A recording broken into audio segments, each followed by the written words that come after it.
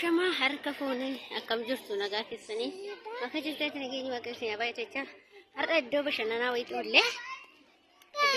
wayii kunoo ilaalaa fardillee hin jira iddoo bashannanaa kana keessatti fardatu jira farda baay'ee farda garuu tokkichumatu jira jechuudha inni akkasii isin hin jira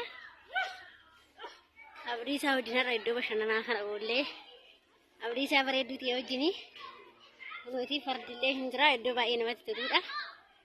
Baay'ee kan bareedaa ta'edha dhugaa dubbachuudhaaf. Baay'ee namatti tola. Yaa garuu araboonni immoo hin kaasan waan ta'eef na baay'ee namatti tola jechuudha. Tamarri midhaan hin jira. Mukkeen hin jira. Baay'ee das nama jedha jechuudha. Baay'ee das nama jedha dhugaa dubbachuudhaaf. Ilaali. Iddoo baay'ee bareedduudha dhugaa dubbachuudhaaf. Iddoo tokko namatti tola mukkeen jira. Mukkeen baay'ee tokko jiru shaakaltiiwwani. Baay'ee namatti tola dhugaa dubbachuudhaaf. Dhugaa dubbachuudhaaf munni kun jechuudha loomii muka qabuudha jechuudha dhugaa muka loomii qabuudha. Dhugaa lafa kuni loomii meeqa asitti agarsiisa ol ba'ee yoon gadi kufuu baadhe jechuudha. Isinittan agarsiisa kun olaalaa agartanii jirtan jedhee yaada loomiidha jechuudha.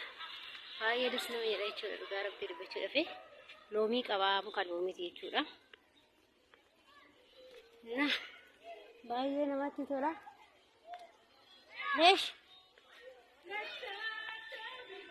Baay'ee namatti tola jechuudha iddoon babbareedudha. Kun immoo iddoo ijoolleen taphattu